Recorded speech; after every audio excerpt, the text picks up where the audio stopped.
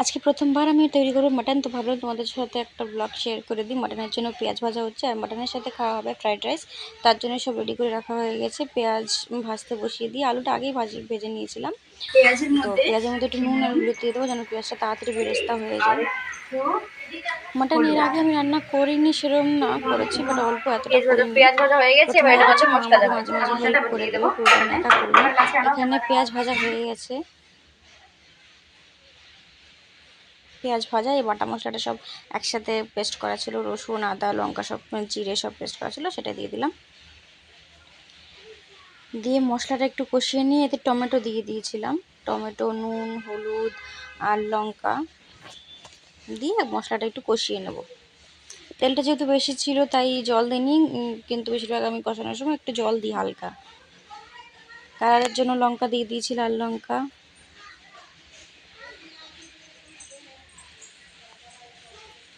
মশলা এখানে কষা হয়ে গেছে। মশলা কষানোর পরে এখানে মাটনটা আমি দিয়ে এবার দেবো। মাটনটা দেবো।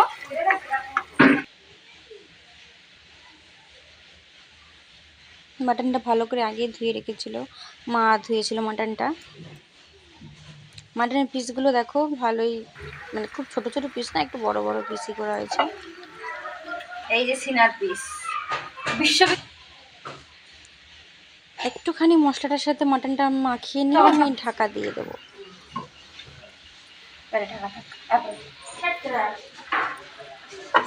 এই যে মাটনের যে জলটা উঠেছে, এই জলটাই পুরোটা কষা হতে থাকবে। আমাদের লস্যিও রেডি হয়ে গেছে। এই যে মাটন আমাদের প্রায় কষানো হয়ে গেছে, বাট মা বললো কালার হয়নি, তো তাই জন্য আরেকটু লাল লঙ্কা দিতে হবে। এর পরেরটুকু না মাই করেছিল, লাল লঙ্কা দেওয়ার পরে এখানে আরেকটু মিক্স করেছিল, তখন কালারটা বেশ ভালো এসেছিল। এখানে ফ্রাইড রাইসের জন্য সবজি ভাজা বসিয়ে দেওয়া হয়েছে, আর মাটনটা প্রায় হয়ে গেছে।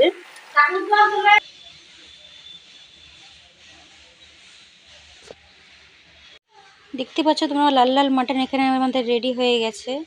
আর ফ্রাইড রাইসের জন্য সবজিও ভাজা হয়ে গেছে। ওদিকে আমাদের ড্রাই ফ্রুটসগুলো একটু ভাজতে দিয়েছি যেন কিশমিশটা একটু ফুলে ওঠে, তাহলে দেখতে ভালো লাগবে।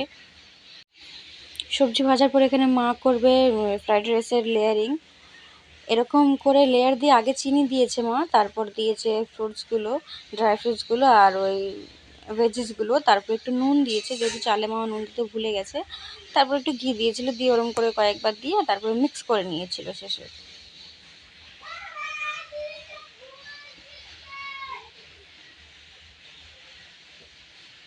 এই লেয়ারটা 3 থেকে 4 বার পড়েছিল। তারপরে যখন হয়ে গেছিলো আরেকটু দমে বসেছিল, তখন একবার মিক্স করিয়েছিল। দমে তো আর বসে না, এইভাবে করার পর একটু মিক্স করে দেয়। মাকে বলেছিলাম একবার ভালো করে একটু দেখাও কী কী দিচ্ছ, তাই মা এবারটা একটু দেখিয়ে দেখিয়ে দিচ্ছে। দেখো চিনি দেওয়ার পরে নুন দিয়েছে, তারপরে ড্রাই ফ্রুটস দিয়েছে, তারপরে ভেজিসগুলো দিয়েছে, তারপরে আবার চাল।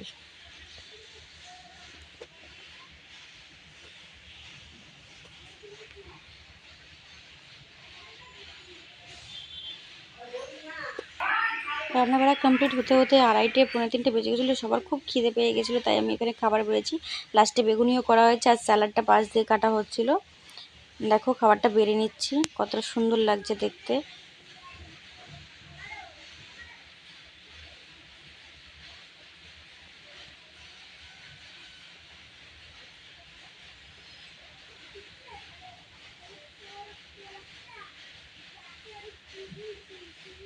এই যে স্যালাড দিয়ে দেবো, তাহলে আমাদের প্লেট রেডি হয়ে যাবে। সবাই ওখানে খেতে বসে গেছে।